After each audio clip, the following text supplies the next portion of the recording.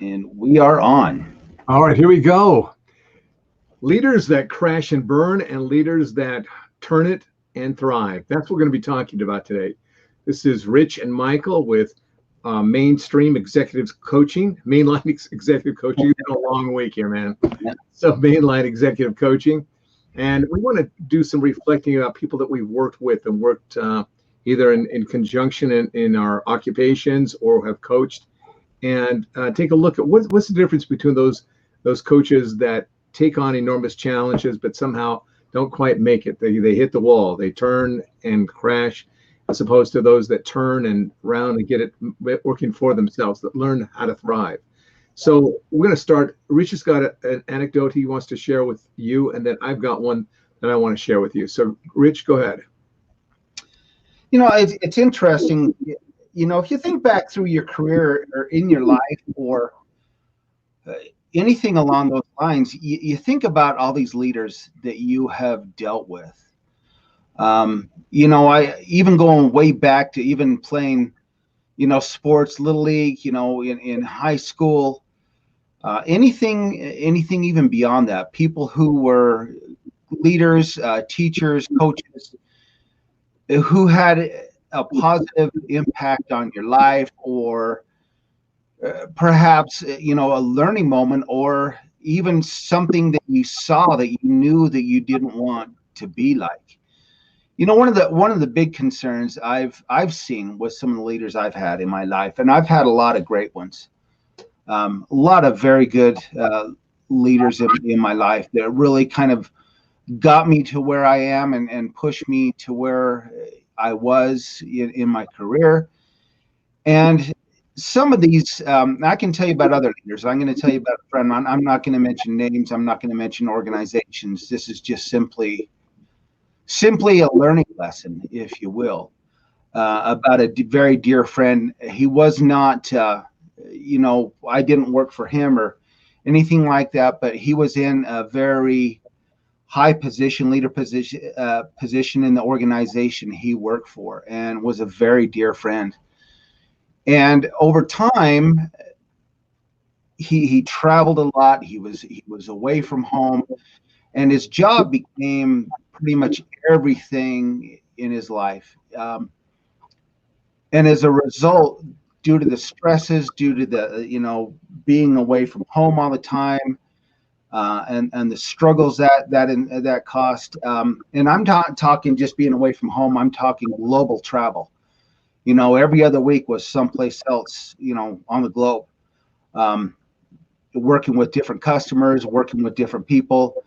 And eventually that took a toll on him, a big toll, where it came down to the point where the stress levels and everything became too much for him. We talked about leadership derailment the other day in another podcast. And leadership derailment is it's a real issue where stress can become too much. The vigors of the job become too much. The demands that you put on yourself, and not only that you put on yourself, but the organization can put on you. Customers can put on you, name it. There's a lot of different things. Eventually, it got to the point where he lost everything.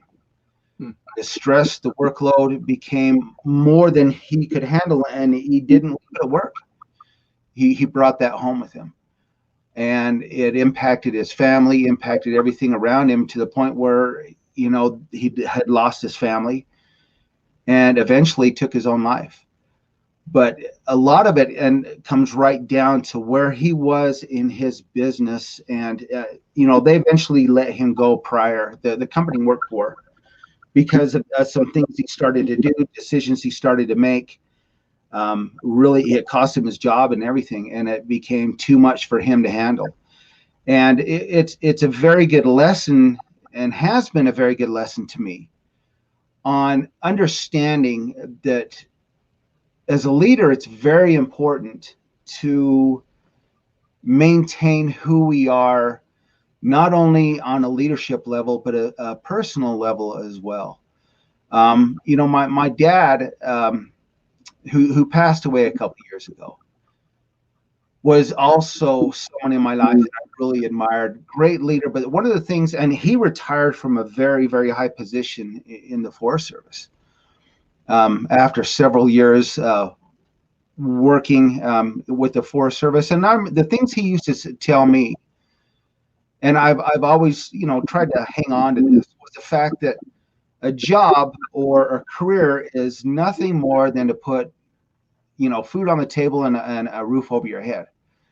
The most important things in your life are not your career. That's an important part of your life. Absolutely. It makes up a lot of who you are, but you've got to understand that that career and that job is simply to support who you are and your family. And there has to be a strong distinction between the two. And some of the greatest leaders I've known or worked with understood that. They understood that, and they were very good at the distinction between the two: who I am at work, who I am in my career, and who I am with my family, who I am outside of work. I don't take that with me. I don't take those stresses with me. And I've been guilty of doing that. I've been guilty of 24/7. In the past, you've got that ball and chain around your ankle. You've got one of these in your pocket 24/7, waiting for a phone call from somebody, or that's how you live.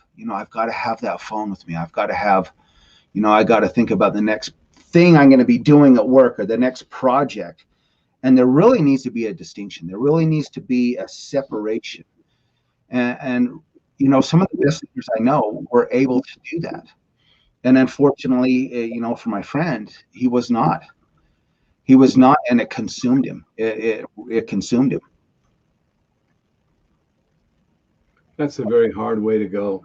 Very, very hard way. And that's a very sad story. Yeah. It's a good lesson because you see the stresses of work, and especially emerging leaders and other leaders who are really trying to get to that next level, really trying to expand their horizon.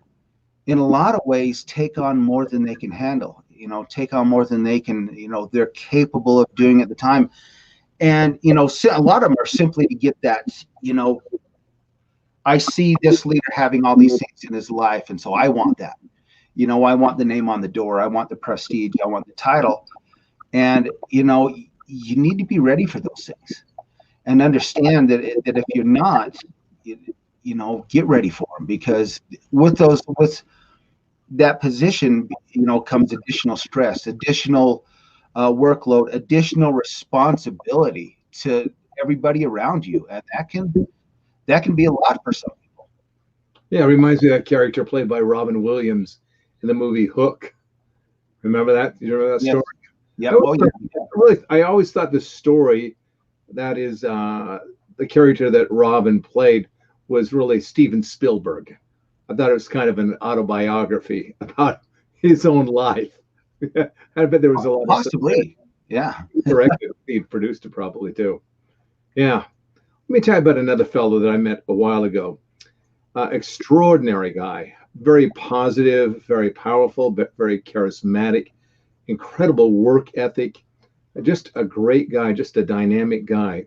He even was on the stage with Tony Robbins, and he was one of his coaches. Just an amazing guy, self-made man, and he made a lot of money. He made several millions of dollars the first time he did the shot, going after the big ball, right? And then a number of things happened to him. I think there were some things in his personal life, and then a partner stole a bunch of money. Just terrible things. Lost it all. So I'm gonna take another shot at it, and he did. And he went back to work. He worked hard. He was working smarter this time. Then I think some other things in his life, some the personal stuff really started hitting really, really hard again and again. Lost it all. So I get a contact from him, and he wants to talk to me about coaching and about getting himself back together to get back into the game. And when I talked to him, he had like I said, lost it all. He was now renting a room, a small bedroom, not an apartment, but a bedroom. in somebody's house. The table, let's see what, the floor wasn't even level. And so he's sat in, he's got a bed in one side, he's got this table that kind of wobbles because the floor is uneven. And he's talking to me with his phone, his cell phone that I think wasn't altogether working all that great. And he says, I just need help, man. I just really need help. I know what to do. I know how to do it. I'm just not doing it. And I don't know why. See, sometimes when we get hit so many times, so hard from so many different directions, it really not only knocks the wind out of us, it knocks the very desire to win out of us. And what he just needed was somebody to work with him and help him to get back on track, hold him accountable, getting him to start thinking better, thinking clearly, more clearly about what do I do? How do I do this? How do I start this process of putting one foot in front of the other, in front of the other, and the another? So we went to work and we started doing that. I started asking him, well, what do you know about this? What do you know about that? Because he used to teach people. He used to teach this stuff. He used to coach other people. So it wasn't a matter of the intellectual knowledge. It was a matter of the heart. It was a matter of the gut. That's what he got, you might say, internally blown up. That all blew up on him. So now he felt scattered. And so we step by step started putting it together.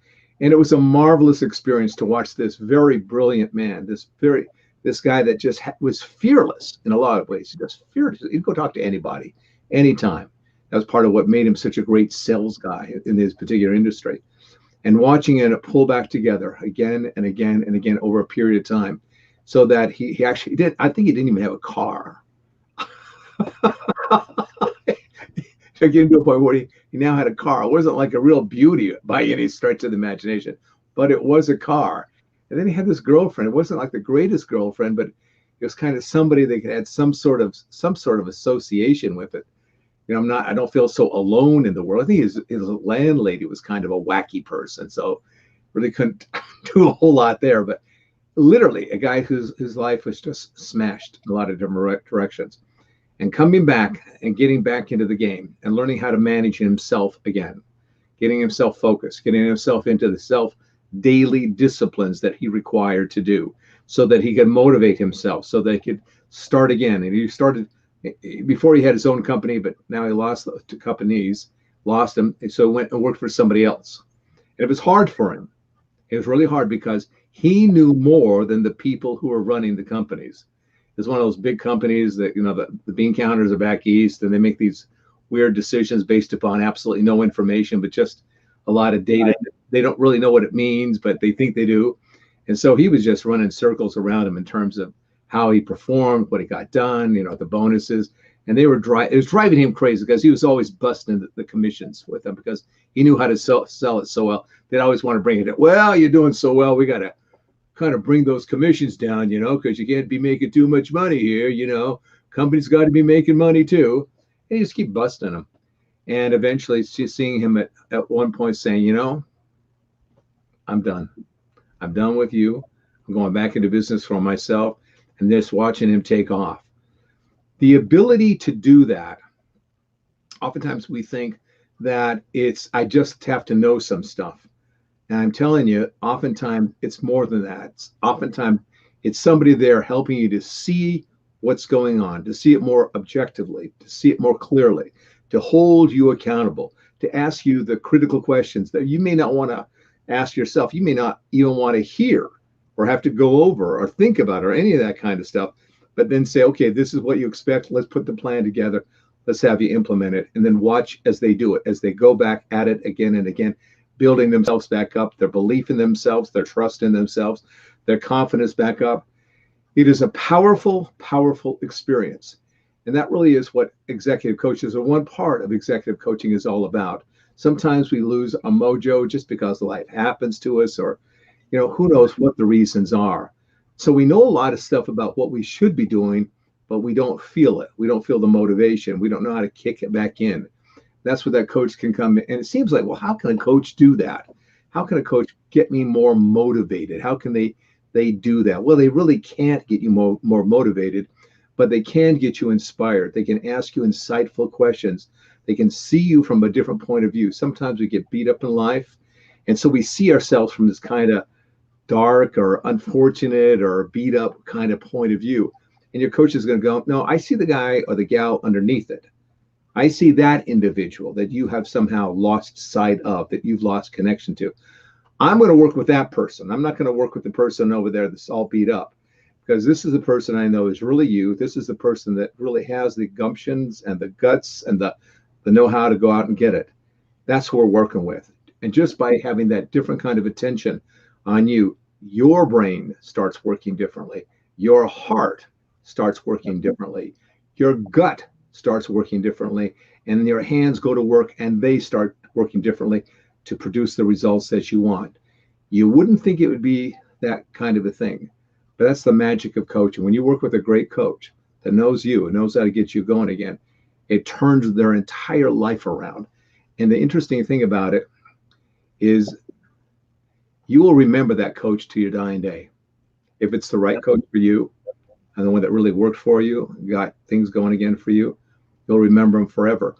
And a coach is just being the coach. They just want to be out there to help you, and they'll help you. And that's my story, and I'm sticking with it, Rich. Well, good. You have coached people all over the world. You've got what you've over 2,000 clients you've worked with, and how many thousands of people you've spoken to. Trained. Yeah. What's an example? What's an example that you saw as someone that was an absolute stellar leader? Stellar leaders are very interesting people because they don't usually start out as stellar leaders. Oftentimes they start with a lot of doubt. They have hope. They have aspirations.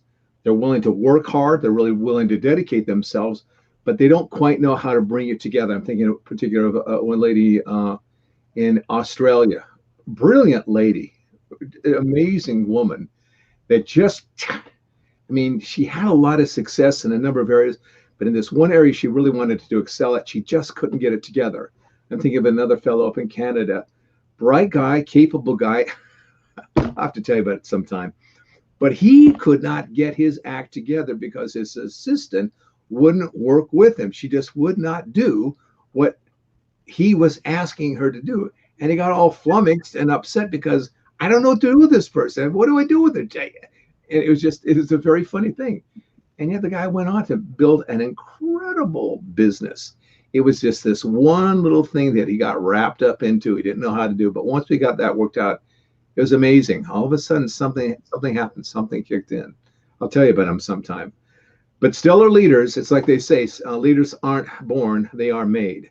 Yeah. They are made. And they are not, there's no such thing, as Zig Ziglar says, as a self-made man or a self-made woman. Everybody stands on somebody else's shoulders. Everybody needs somebody's help along the way. And I remember even Zig, when he was in his 70s, I think he was in his 70s, he still had a coach that he was reporting to once a month on a regular basis, just to check things out, to make sure things were working, that he wasn't missing anything, that he had that person that knew him well and kept him going. So it's just the way we are. The best performers, whether in business or in the arts or in sports, what do they have? They all have coaches, and there's a reason for it. Yeah.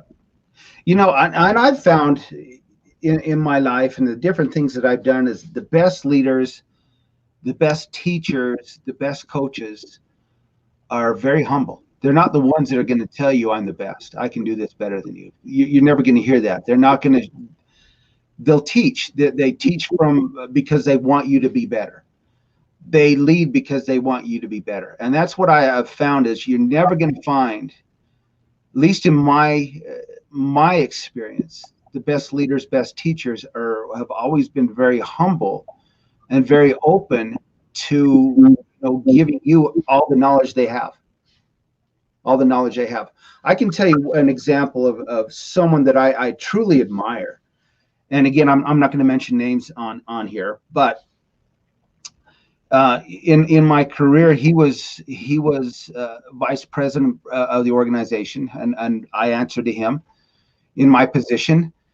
And he was going to retire. He decided he was going to retire, but he was in Florida, and I was in Salt Lake, and he decided he wasn't going to tell me over the phone. He flew out to Salt Lake City, and sat down with me. We went to lunch and talked, and he told me, it was then that he told me that he was planning on retiring, and gave me in person, gave me my last final review for the previous year in person, and also gave me a ton of advice, things that I could do better on, things that I'd done well at. And the good thing about that, even though he was in Florida and I was in Salt Lake, he knew our business like the back of his hand. He knew the numbers, he knew everything about what we did, and was able to work with it. He was pretty demanding about some of the things that he wanted done, but at the same time, he was willing to help you get there. He was going to show you how to get there.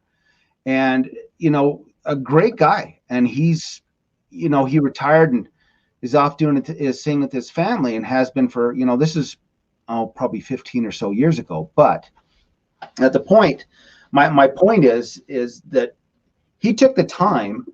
He didn't have to call me. There was no one used Zoom back then. It was probably longer than 15 years ago now that I think about it. But took the time to actually come out, sit down with me, tell me he was going to be retiring, and kind of pass the torch, if you will, on a lot of different things. And I truly admired that, and thought about that ever since. He took the time to actually come out and sit down with me. It wasn't a phone call.